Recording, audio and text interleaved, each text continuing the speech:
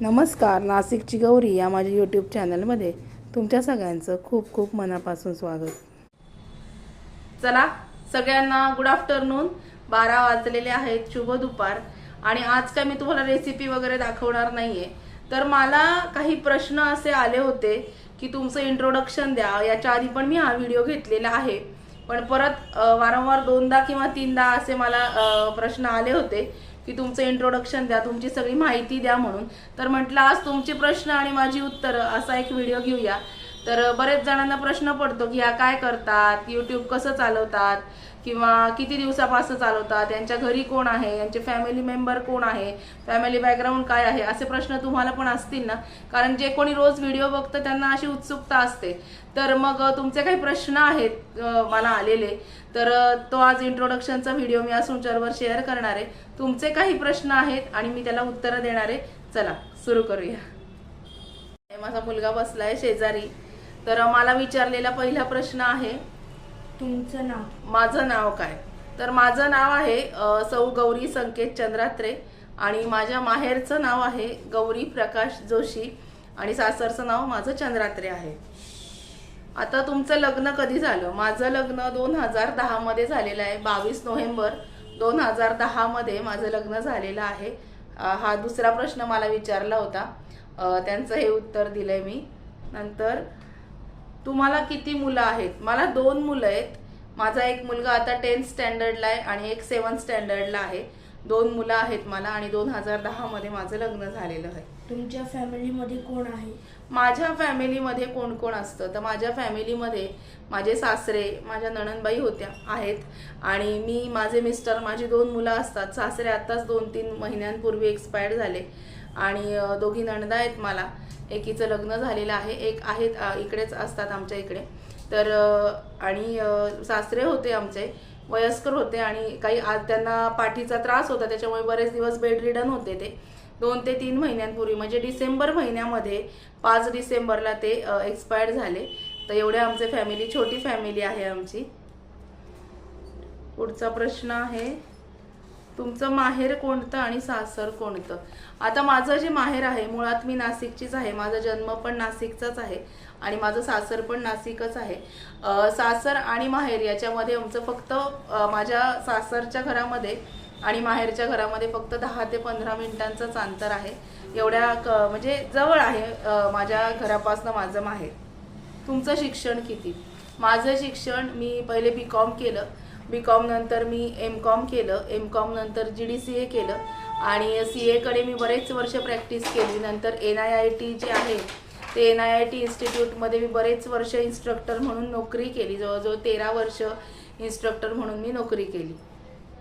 तुमची मुलं काय करतात? माझी मुलं काय करतात हा प्रश्न आहे. तर मी तुम्हाला सांगितलं की एक आता सध्या 10th स्टँडर्डला आहे आणि एक आता 7th स्टँडर्डला आहे. म्हणजे शाळेत आहेत दोन्ही मुलं माझी. तुम्ही नोकरी करत होत्या का? मी नोकरी करत होते का असा प्रश्न आलेला आहे. तर मी नोकरी करत होते. 13 वर्ष लग्नाच्या आधी मी नोकरी केली. कारण जिथे मी कम्प्युटरचे जे कोर्सेस डिप्लोमा केले तिथे त्या इन्स्टिट्यूटमध्ये मी फर्स्ट रँकवर आले होते. त्याच्यामुळे माझा कुठलाच इंटरव्ह्यू वगैरे त्या लोकांनी घेतला नाही.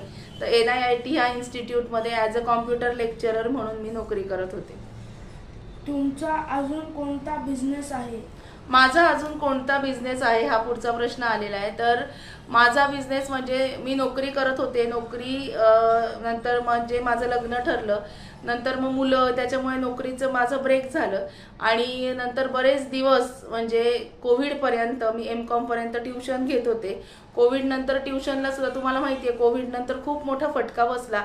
ट्युशनला सुद्धा थोडासा ब्रेक लागला माझ्या. तर मी नंतर घरगुती, मग नंतर हॉटेल मॅनेजमेंटचा मी शेफ डिप्लोमा केला. मग नंतर आम्ही छोट्या छोट्या फूडच्या ऑर्डर आम्ही द्यायला लागलो. स्नॅक्स किंवा छोटे खाणीचे प्रोग्राम असतात त्यांना फूड प्रोव्हाइड करणं, हे मी हा साईड बिझनेस मी चालू केला. तुमचे मिस्टर काय करतात? माझे मिस्टर, आमचं शॉप आहे आणि आमचा बिझनेस आहे. शॉप इथे घराच्या इथेच आहे आमचा आणि आमचा बिझनेस आहे. यूट्यूब कधीपासून चालू केले?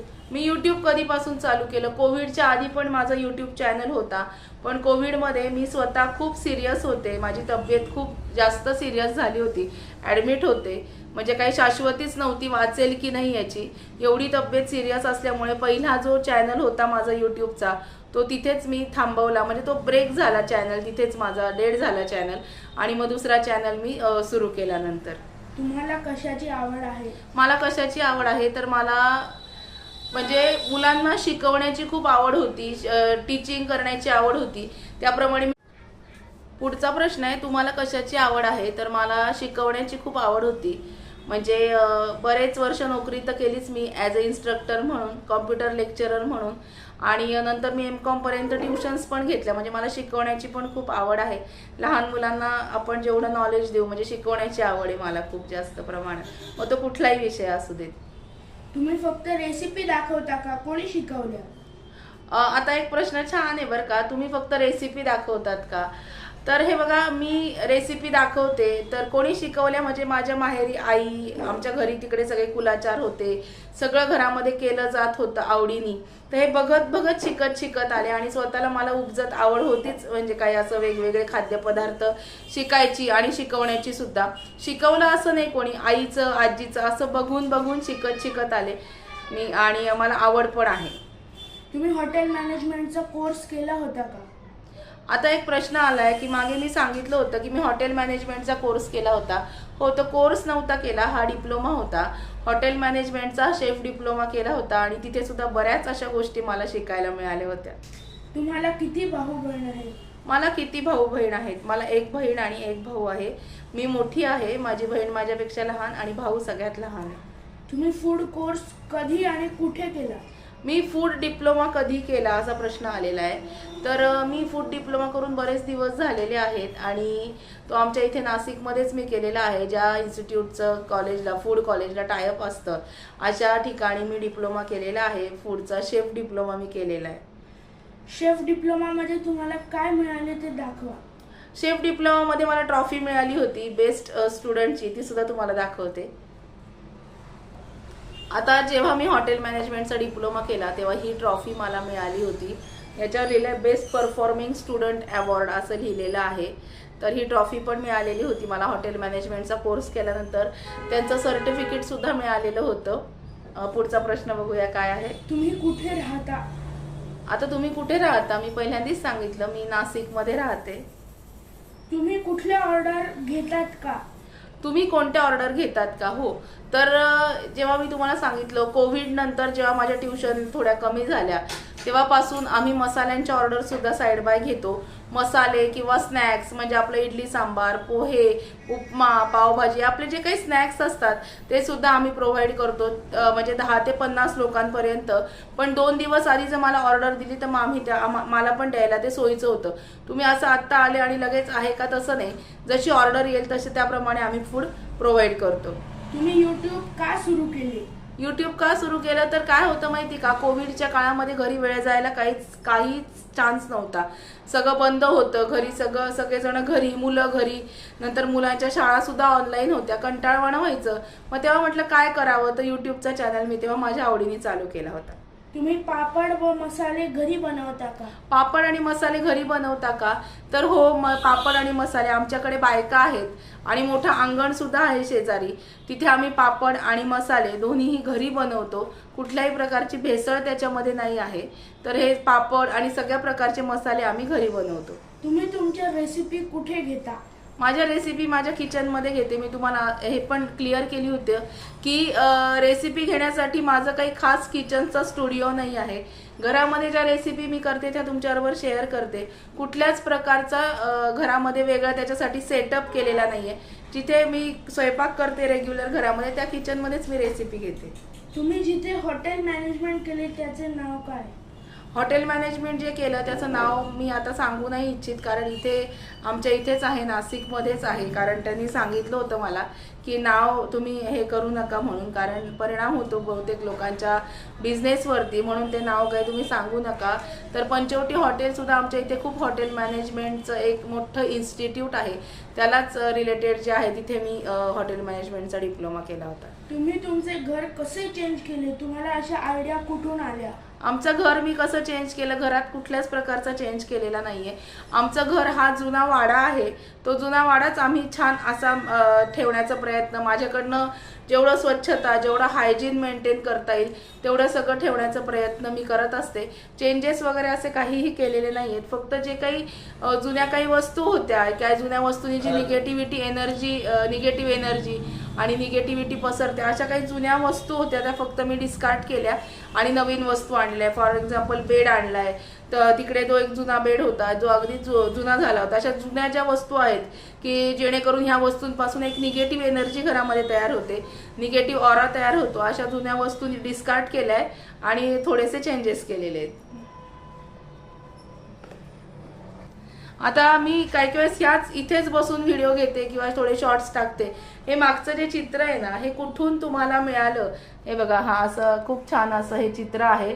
हे असं कुठून मिळालं तुम्हाला? तर हे चित्र जे आहे, मला स्वतःला व्हिलेज लाईफ खूप खूप आवडतं आणि व्हिलेजमधले पिक्चर्स बघायला पण खूप आवडतं. कारण का, खूप पॉझिटिव्ह वातावरण असतं, खूप छान वातावरण असतं. तिथल्या बायका ज्या असतात खेड्यातल्या, त्या कंटिन्युअस काम करत असतात. त्यांच्याकडे पाहून आपल्याला कामाची उमेद निर्माण होते.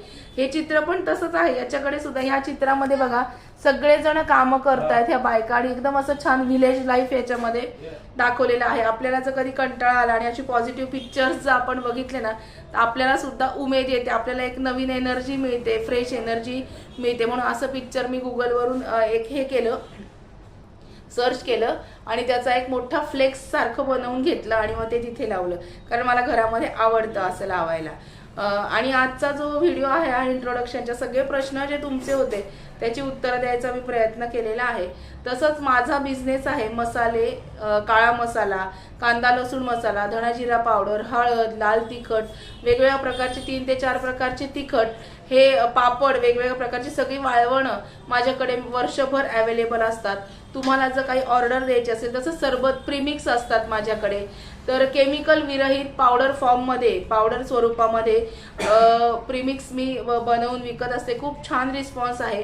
तुम्हाला जर काही ऑर्डर द्यायची असेल तर तुम्ही मला माझ्या नंबरवरती 2 दिवस आधी कॉन्टॅक्ट करा. तुम्हाला ती ऑर्डर दिली जाईल. कुरिअरची सुद्धा सेवा आहे. मिनिमम कुरिअरचा चार्ज लागेल. तर तुम्ही म्हणाल कशावर ऑर्डर द्यायची, तर माझा नंबर आहे 9604836314 आणि माझ्या मिस्टरांचा नंबर आहे 9850581857.